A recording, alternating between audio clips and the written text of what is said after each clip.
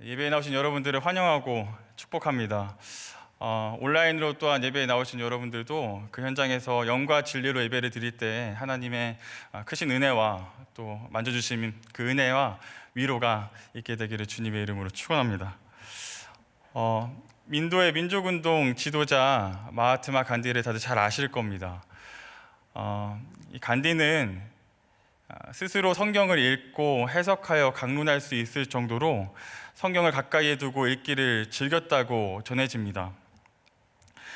그래서 그의 사상적 기반을 형성하는데 성경이 매우 큰 역할을 하였고, 더 나아가서 정말로 그가 실천하였던 비폭력 무정주의가 이 성경의 가치, 예수가 말했던 이 평화로부터 시작된다고 그렇게 전해지고 있습니다. 그러니 어떤 면에서 간디는 정말 세상에 그가 말하고자 하는 것, 그리고 그가 꿈꿨던 세상과 공동체는 예수께서 말씀하셨던 성경에서 이야기하는 그것과 다르지 않는 것 같습니다. 그런데 우리가 좀 생각해 볼 만한 것은 그 간디가 결국 신앙을 가지지는 못했다라는 것입니다. 간디는 성경을 알았지만은 이 믿음은 갖지 못했습니다. 간디는 예수를 알았지만 신앙을 갖는 것에는 실패했던 것 같습니다. 이것을 그냥 간디 개인의 어떤 사정으로만 두고 볼 수는 없습니다. 간디의 삶을 면밀히 들여다보면 사실 그가 이 삶에 있어서 많은 경우에 이 교회와 성도로부터 받았던 그 거절감들이 있었기 때문입니다. 남아공에서 생활했던 간디가 이 백인 기독교인들로부터 받았던 그 배제와 혐오, 또 당시 그 교회가 그를 불합리하게 대했던 처사, 또 무시, 이러한 교회로부터 받았던 경험들이 겹겹이 쌓이면서 이 신앙과 믿음에 대해서 환멸을 느끼기 시작했던 겁니다. 그래서 간디가 이런 말을 했다고 전해지죠. 나는 예수를 좋아합니다. 그러나 그를 따른다고 하는, 그를 믿는다고 하는 그리스도인들은 싫습니다. 왜냐하면 그들은 예수처럼 살지 않기 때문입니다. 이 이야기 앞에 참 우리가 어떻게 반응해야 할까요? 물론 모든 교회가 그런 게 아니라고, 바르게 사랑하고 바르게 관계할 수 있는 공동체가 참 많다고 항변하고 싶은 마음이 불쑥불쑥 이렇게 들지도 모르겠습니다. 그러나 우리가 조금만 면밀히 신경을 써서 주변을 살피면 이 간디와 같은 인생이 꽤나 있다는 것을 우리가 알 수 있는 것이죠. 아마 이 이야기를 듣는 지금에도 떠오르시는 이름이나 얼굴들이 있을지도 모르겠습니다. 저도 이 설교를 준비하면서 주변에 그런 인생이 누가 있나 생각해 봤는데 어렵지 않게 몇몇의 인물들을 떠올릴 수가 있었습니다. 제가 고등학교 다닐 때 저희 학원에서 영어를 가르치시던 선생님께서는 중학교 때 설교 시간에 떠들었다는 이유로 맞고 그날 이후 교회를 다니지 않았다고 합니다. 제가 군대에 가서 정말 교회를 데리고 가고 싶었던 한 후임이 있어서 그 후임한테 교회를 가자고 했더니 본인은 자신이 평소에 생각하던 문제를 교회에 터놓았는데 그럴 생각할 시간이 있으면 성경이나 더 읽어라 라는 이야기를 듣고는 더 이상 교회를 나가지 않았다고 합니다. 물론 모든 문제가 교회와 성도에게 있다라고 말하고 싶지는 않습니다. 그 문제를 들여다보면 굉장히 복잡한 역학관계와 여러 가지 감정들이 뒤섞여 있을 겁니다. 그럼에도 불구하고 우리는 세상이 기독교를 어떻게 바라보는가, 교회와 성도에 대해서 세상은 무엇이라 이야기하는가, 우리가 그들과 어떻게 살아갈 수 있는가에 대해서 마음과 시선을 가지고 살아가야 합니다. 왜냐하면 우리가 믿는 예수님이, 우리가 그토록 사랑하는 예수님이 세상을 위해서, 세상 속에서 세상을 향해 그렇게 사역하시고 사셨기 때문입니다. 오늘 우리가 마주하고 있는 마가복음의 이야기는 그런 우리에게 찾아온 이야기입니다. 오늘 우리가 이 말씀을 통해서 예수님이 세상을 어떻게 대하셨는지, 그렇기 때문에 그를 따른다고 말하는 제자들은 이 세상을 어떻게 대해야 되는지에 대해서 한번 좀 보려고 합니다. 그렇게 말씀을 볼 때 우리 안에 그렇지, 우리가 믿는 예수님 이러한 분이셨지, 내가 이런 예수님 따르고 있었지, 내가 이러한 존재여야 하지라는 인식이 새로워지게 되기를 주님의 이름으로 축원합니다. 오늘 본문의 그 앞선 맥락인 마가복음 6장 7절에서 13절을 보면 그 예수님께서 제자들을 이렇게 둘씩 짝지어서 세상으로 파송하시는 장면을 우리가 볼 수 있습니다. 그리고 오늘 본문 30절에 그 제자들이 예수님께로 돌아오면서 이야기가 시작되는 것이죠. 예수님께로 돌아온 제자들은 그간 자신들이 행했던 사역에 대해서 보고하기를 시작합니다. 그런데 예수님의 이목이 집중된 것은 그 제자들의 사역 보고가 아니라 그들의 지친 행색이었습니다. 제자들에게 이 휴식이 필요하다고 판단하신 예수님께서는 그들을 데리고 배를 타서 이 벳세다라는 곳으로 향하십니다. 제자들의 입장에서 굉장히 꽤나 오랜만에 휴식이었기 때문에 들뜬 마음으로 배에 오르고 내렸을 겁니다. 그런데 배에 내려서 그들이 마주해야 했던 것은 달콤한 휴가가 아니라 그들보다 훨씬 더 지쳐 보이고 훨씬 더 결핍이 있어 보이는 한 무리들이었습니다. 우리는 이 오병이어의 사건의 그 결론에서 남자만 5천 명이 배불리 먹었다라는 기록에 대해서 이미 알고 있습니다. 그런데 당시 이 기록에 포함되지 않는 여자 또 어린아이들까지 다 포함해 본다면 아마 학자들은 15,000명에서 2만 명 정도가 되는 인원이 있지 않았을까 그렇게 생각해 봅니다.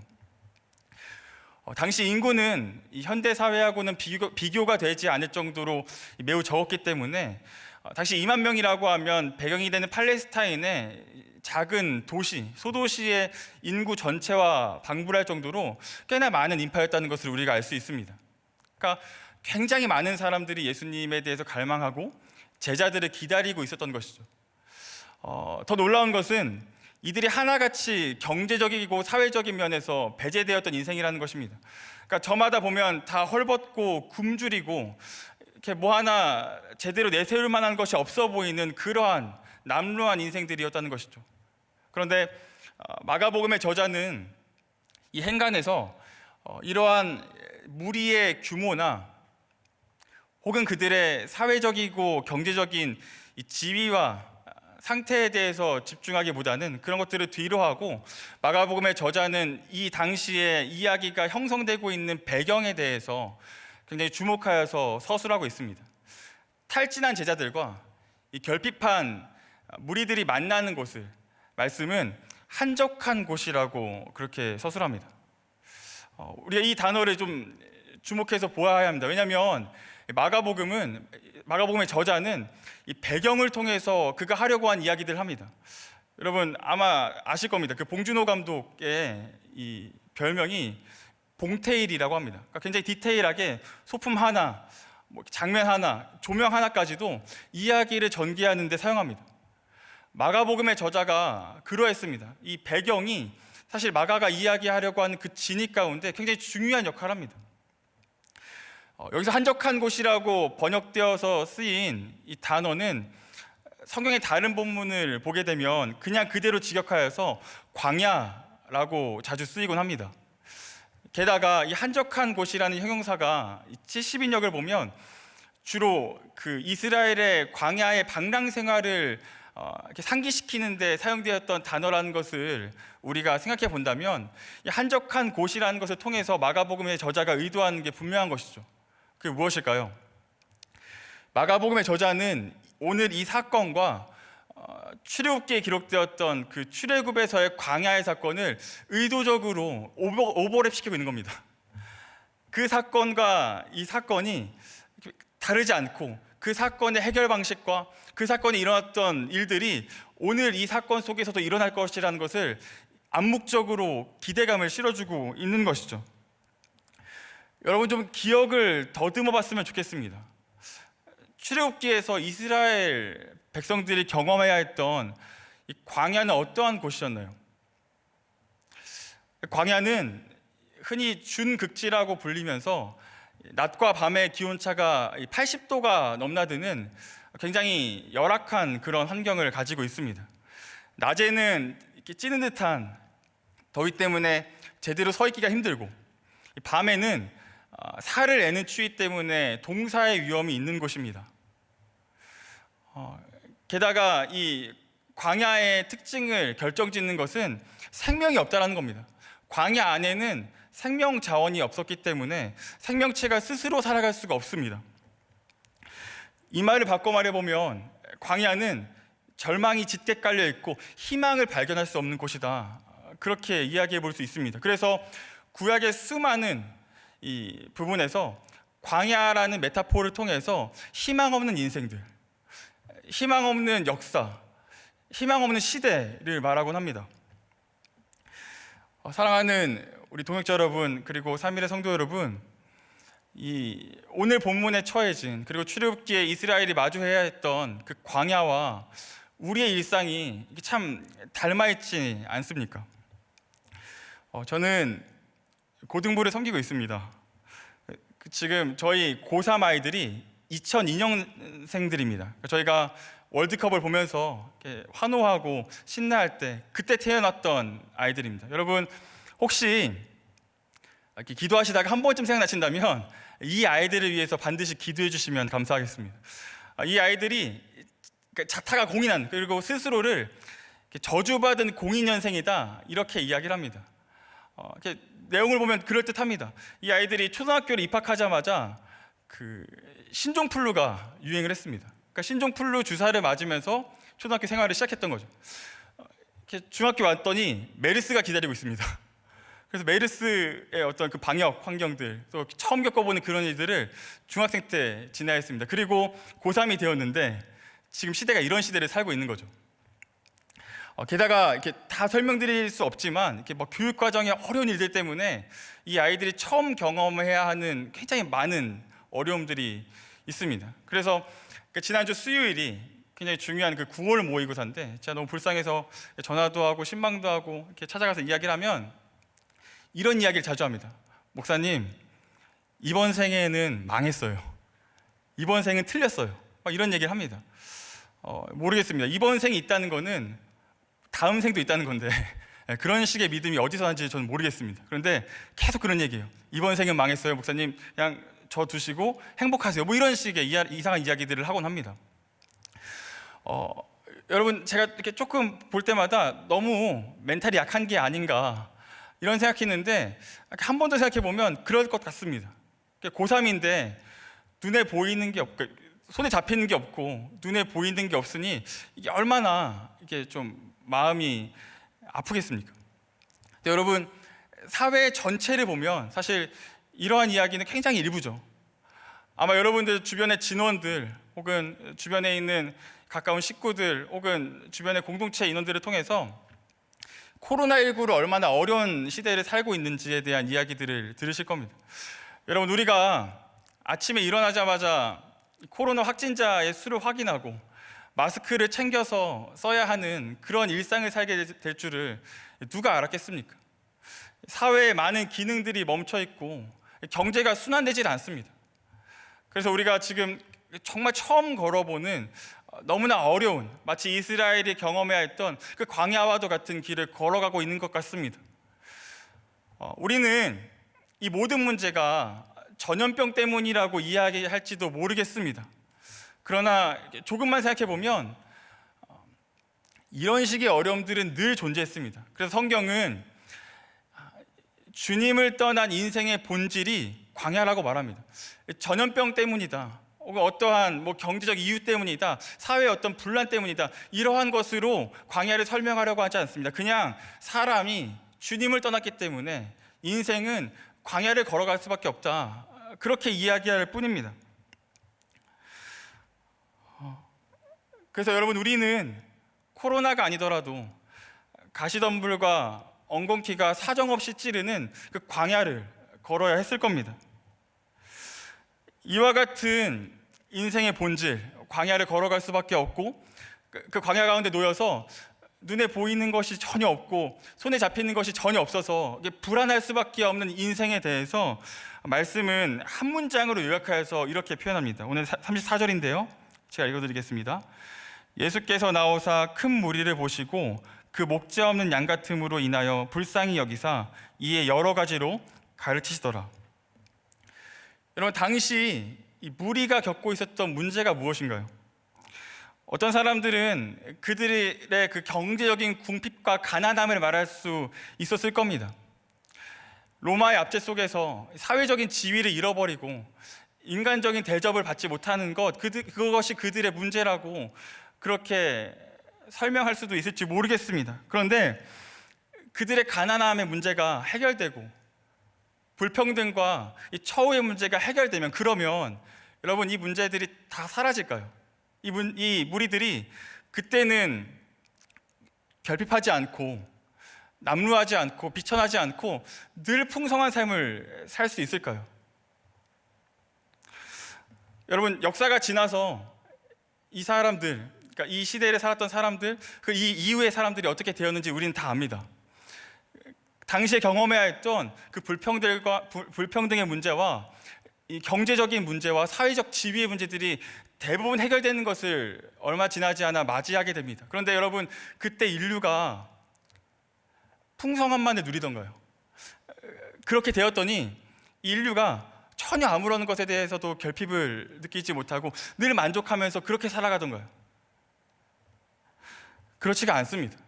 인생의 본질은 광야입니다. 그렇다면 이들의 문제의 근본은 무엇이냐면 그들이 목자 없는 양 같았다라는 것입니다. 문제의 핵심은 그들에게 목자가 없었다라는 겁니다. 목자 없는 양이라는 표현이 오늘 말씀에서 굉장히 중요한, 오늘 말씀의 이 성격을 결정짓는 중요한 부분이기 때문에 조금 더 살펴봤으면 좋겠습니다. 그럼 대체 목자 없는 양이라는 것이 어떤 표현일까요? 저는 그 성경에 나오는 양에 대한 이렇게 이야기들을 묵상할 때마다 굉장히 목가적이고 낭만적인 그런 생각을 하게 됩니다. 우리가 시편 23편 같은 거를 딱 직관적으로 생각해 보면 여러분 그렇지 않습니까? 푸른 초장 위에 이렇게 아주 하얗고 보들보들한 양들이 뛰어다닙니다. 그리고 목동이 한바구음을 지으면서 그 양들하고 함께 뛰어가는 거죠. 보통 이렇게 양 하면 그런 식의 이미지가 생각나는데, 제가 이것이 완벽한 허구라는 것에 대해서 이렇게 대관령 목장에 가고 나서 깨달았습니다. 가보신 분들 계실 겁니다. 이렇게 대관령 목장에 들어가자마자 저는 이렇게 낭만이 있었습니다. 그러니까 가게 되면 아주 귀엽고 하얀 양들을 이렇게 만지고 그 양들에게 먹이를 주고 이렇게 행복한 시간을 보내야지. 여러분, 이렇게 들어가자마자 저를 맞이했던 것은 하얗고 귀여운 양들이 아니라 악취였습니다. 그래서 이 악취가 어디서 나지 하고서는 코를 크근거리면서 이렇게 찾아보는데 그 악취가 다름 아닌 양의 몸에서 나는 거였습니다. 몸을 이렇게 자세히 보니까 몸에 별의별 오물들을 이렇게 다 묻히고 있더라고요. 여러분, 이것이 무엇을 말할까요? 양은 몸을 스스로 가눌 수가 없는 겁니다. 스스로 몸을 씻거나 몸을 이렇게 정돈하거나 제대로 살아갈 수가 없는 게 양의 본질인 것 같습니다. 그래서 여러분 아마 많이 들어보셨을 겁니다. 양은 귀도 안 좋고 눈도 안 좋고 욕심도 많고 길도 잘 잃어버리고 또 이렇게 초식동물인데 넘어지면 일어나질 못하고 아니면 초식동물이면 빠르기라도 해야 되는데 느리고 뿔이 있는데 말려서 편안하게 받고 이런 식의 이야기들. 양은 절망적일 정도로 생존 능력이 거의 없습니다. 이 말을 바꿔 말해보면 양에게 목자가 없다는 것은 곧 죽음으로 내몰린다라는 이야기겠죠. 목자 없는 양 같다. 이 양에게 목자가 없다. 이 말은 그냥 어떤 관계를 이야기하는 게 아니라 이제 곧 죽음에 내몰리게 될 수밖에 없는 아주 절망적인 인생이라는 것을 이야기하는 겁니다. 광야에 이어서 이 목자 없는 양이라는 표현 자체가 끊임없이 이 본문의 대상들을 향해서 가능성 없음을 이야기하고 있는 것이죠. 실제로 예수님을 쫓던 무리들은 그러한 인생들이었습니다. 주 1세기의 팔레스타인은 사회적으로 로마의 지배를 받고 있었기 때문에, 이 식민 지배를 받고 있었기 때문에 굉장히 많은 어려움들을 가지고 살아갔어야 했습니다. 때문에 당시 많은 사람들은 헐벗고 굶주린 삶을 살아야 했죠. 복음서를 보게 되면 유독 병든 사람들이 많이 나타나는 것을 우리가 볼 수 있습니다. 물론 예수님께서 늘 병들고 가난한 사람들이 주변에 있었기 때문에 복음서에는 그러한 사람들의 이야기가 가득했는지도 모르겠지만은 그것을 그 현실로 받아들인다면 당시의 사람들이 굉장히 빈곤한 삶을 살았다는 것을 우리가 알 수 있는 것이죠. 또 여러 문헌들을 이렇게 참고해 보면 당시 사람들이 기본적인 의식주를 해결할 수 없을 정도로 가난한 삶을 살았고, 심지어는 그 고용의 불안함을 누리면서 그렇게 살아갔다고 많은 책들에서 이야기하더라고요. 이처럼 사회적이고 경제적인 어려움에 몰린 사람들을 성경은 무리라고 표현을 합니다. 이 단어는 거의 대부분 소외되고 가난하고 상처받기 쉽고 사회에서 배제되고 경제적으로 궁핍한 인생들의 수가 어느 정도 모아지면 그때 성경은 그 사람들을 무리라고 표현하곤 합니다. 중요한 것은 여기에는 유력한 사람들이 없다는 겁니다. 세상에서 뭔가를 내세울 만한 사람들, 스스로 인생을 살아갈 수 있을 만한 사람들은 무리라는 표현에 집어넣지를 않습니다. 늘 고생하고 기진하고 아파했던 사람들, 성경은 그들을 무리라고 표현을 합니다. 여러분, 이와 같은 인생들에게 가장 직관적으로 찾아오는 어려움이 무엇이었을까요? 목자 없는 양에게 가장 먼저 찾아오는 어려움이 무엇이었을까요? 배고픔이었을 겁니다. 한나라의 역사가 사마천이 사기에서 민이식 위천이라는 고사성어를 말합니다. 민이식 위천. 이게 무슨 말이냐면, 왕은 백성을 근본으로 삼고 백성은 먹을 것을, 식량을 하늘로 삼는다라는 말입니다. 동서고금을 막론하고 백성들은 늘 그런 존재인 것 같습니다. 먹을 것을 양식으로 삼는 자들. 그런데 먹을 것을 하늘로 삼는 자들이죠. 하늘로 삼는 자들. 근데 먹을 게 없습니다. 하늘을 잃어버린 겁니다. 더 정확하게 말하면 누군가가 와서 그 하늘을 빼앗아 버린 겁니다.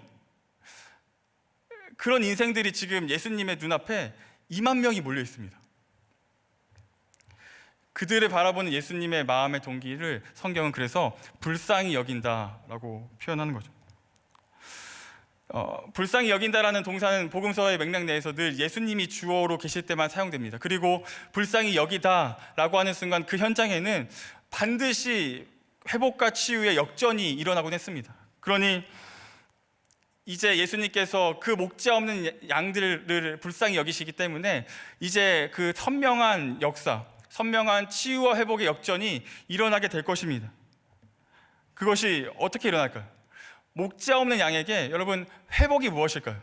목자 없는 양에게 치유가 무엇일까요? 목자 없는 양에게 역전이 무엇일까요? 목자를 되찾는 겁니다. 목자를 되찾는 겁니다. 목자와의 관계가 회복되는 것이 목자 없는 양들에게는 최고의 회복인 것이죠. 예수님은 지금 그 선언을 하고 있는 겁니다. 오병이어의 사건을 여러분 단순히 기적의 어떠한 것이라고 보지 마시고 이것이 관계의 회복으로 보아야 하는 것은 우린 다 압니다. 마가복음의 이 오병이어의 사건이 예수님의 그 사역과 십자가의 모형을 우리에게 보여준다는 것을, 그렇기 때문에 오늘 이 사건의 최초의 선언은 무엇이냐면, 내가 너희에게 친히 와서 아무것도 할 수 없고 늘 남루하고 늘 기진하고 늘 노력하지만 뭔가 손에 쥐는 것이 없는, 소확할 것이 없어서 늘 상처받아야만 하는 너희와 같은 무리들, 목자 없는 너희들에게 내가 목자가 되어줄게, 내가 목자가 되어줄게 라고 선언하시는 하나님의 말씀인 것입니다. 이제 예수님은 자신이 어떤 고백으로, 자신이 어떤 마음으로 이 무리들을 대하시는지를 사건을 통해서, 기적을 통해서 확신케 하십니다. 오병이어의 사건을 그제서야 이제 무리들에게 베푸시는 거죠. 100명, 50명, 10명 이렇게 그룹을 지어서 사람들을 앉히게 합니다. 그리고서는 예수님께서 한 아이의 도시락을 들어서 축사하시고 떼어주기를 시작합니다.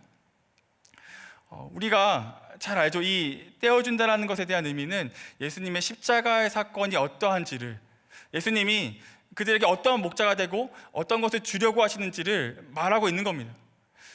예수님께서 떡을 떼어서 제자들을 통해 그것을 무리들에게 나눠주십니다. 떡을 뗍니다. 살을 찢는 겁니다. 그리고 그것을 받아 먹습니다. 그러면 그들이 생명을 얻게 되는 겁니다.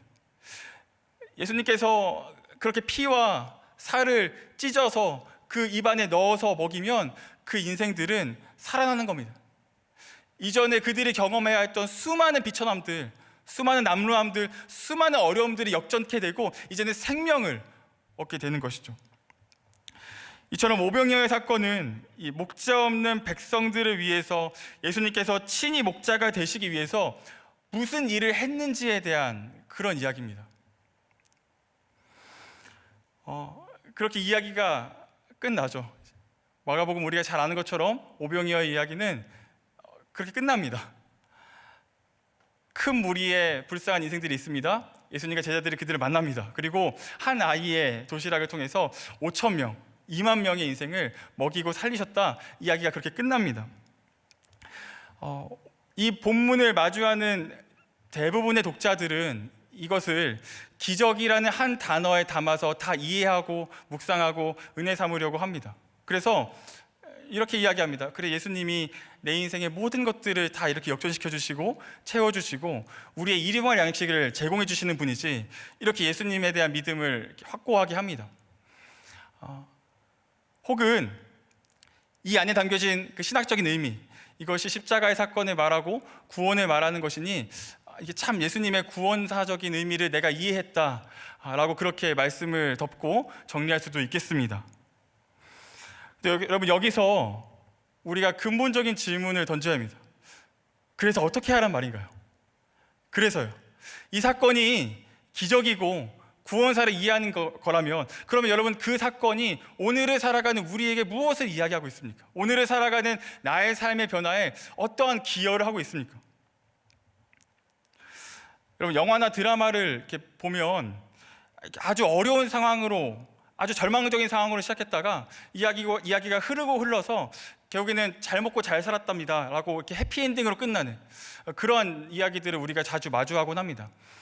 그런 이야기를 기억할 때면 늘 그 결말에만 우리가 이렇게 시선을 맞추고 잘 먹고 잘 살았다, 행복했다, 딱 거기에만 이야기의 전부를 해석하려고 하는 사람의 마음이 있습니다. 그런데 그 결말로부터 이야기를 거꾸로 보면 그 사이에 그 결말을 이루기까지 얼마나 많은 중간의 과정들, 얼마나 많은 크고 작은 사건들이 있었는지를 그제서야 한 번 더 보게 되는 것이죠. 오병이어의 사건도 그러합니다. 이 이야기는 이 절망으로 시작하였다가 풍성함으로 마무리를 합니다. 그래서인지 유독 이 사건은 그냥 기적이야 하고 말아버리려고 하는 사람의 마음이 있는 것이죠. 그런데 만약에 여러분, 예수님이 이 사건을 통해서 자신의 존재를 과시하고, 혹은 이것이 그냥 기적이라는 것이 훨씬 더 중요한, 기적이 이 사건의 방점이라면, 이 사건을 통해서 기적 자체가 중요한 거라면, 여러분, 예수님은 이렇게 복잡한 과정을 통해서 기적을 일으키시지 않았을 겁니다. 여러분, 차라리 예수님께서, 우리 잊지 말아야 할 것이, 예수님 하나님 아니십니까? 모든 일들을 다 하실 수 있습니다. 구약의 이스라엘 백성들이 그러했던 것처럼 만나와 메추라기가 하늘에서 떨어졌다면 그 당시에 그 많은 무리들은 이분이 누구신지를 단번에 알아챘을 겁니다. 아니면 뭐 땅에서 음식물들이 막 솟구쳐 올랐다면 훨씬 더 효율적이고 간편하게 하나님 자신에 대해서 과시하실 수 있었던 것이겠죠. 근데 그렇게 하시질 않았습니다. 그러면 이것이 무엇을 의미할까요? 오병이어의 사건의 가장 중요한 부분은 이 사건이, 이 기적이 일어나는 방식입니다. 마가복음을 이렇게 묵상하면서 주목해봐야 하는 것은 이것이 그냥 기적이다, 이것을 통해서 사람들이 살았다, 이것이 십자가를 이야기하는 거다, 여러분 참 중요합니다. 그러나 그런 이해를 한 다음에 다시 한번 말씀을 보면 이 안에는 제자들을 향한 하나님의 동참, 제자들을 하나님의 사역, 예수 그리스도의 사역을 초청하는 주님의 마음이 있다는 것을 우리가 볼 수 있는 것이죠. 이것을 잘 알 수 있는 게 41절의 말씀입니다. 41절을 띄워주시면 제가 읽어드리겠습니다. 예수께서 떡 5개와 물고기 2마리를 가지사 하늘을 우러러 축사하시고 떡을 떼어 제자들에게 주어 사람들에게 나누어 주게 하시고 또 물고기 2마리도 모든 사람에게 나누시매. 여러분, 이게 세번역으로 읽으면 훨씬 더 머릿속에 그림이 그려지듯 편하게 읽을 수 있습니다. 우리 세번역 말씀을 띄워주시면 이거는 좀 같이 읽겠습니다. 우리 읽어주십시오. 시작. 예수께서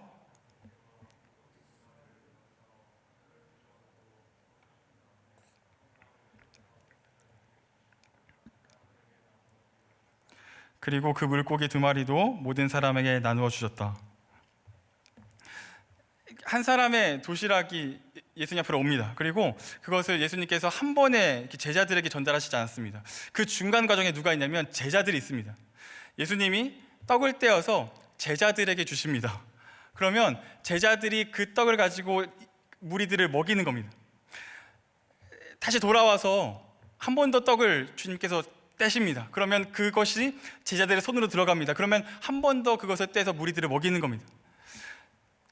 제자들은 두 가지의 기적을 경험했습니다. 눈앞에서 예수님이 떼어주시는 그 떡이 계속해서 생산되고 공급되는 것을 봅니다. 그리고 두 번째로 이들은 그것을 통해서 사람이 살아나는 것에 대해서 이렇게 마주하고 있는 것이죠. 여러분, 오늘 말씀의 핵심이 이것입니다. 제자들에게 나누어 주시고 그것을 사람들에게 먹이게 하셨다.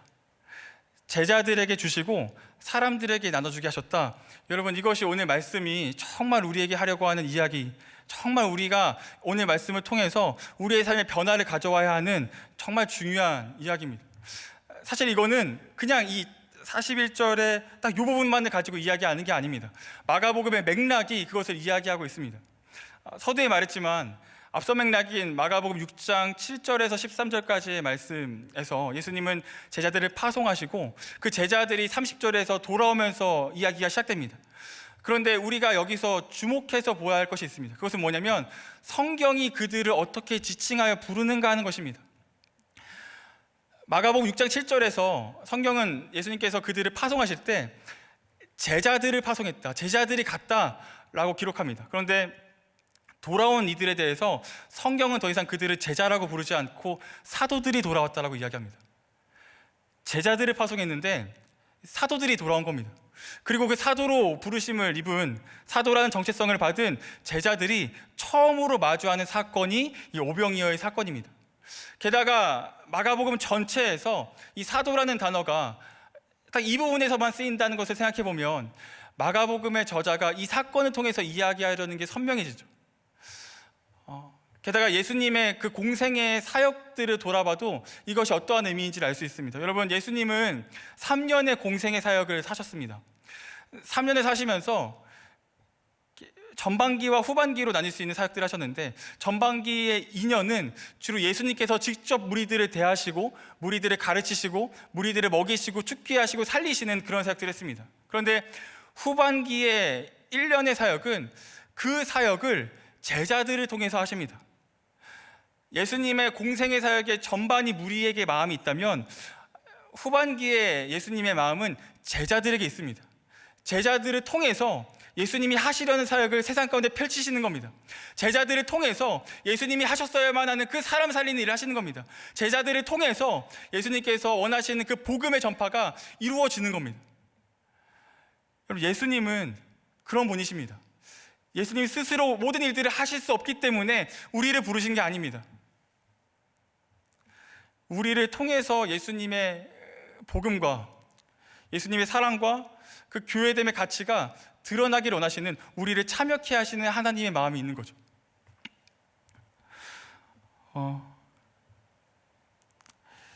여러분, 예수님이 원하시는 그 사역들을 이제 제자들과 사도들, 그 사도들로부터 시작된 교회가 그 일을 하기 시작하는 겁니다.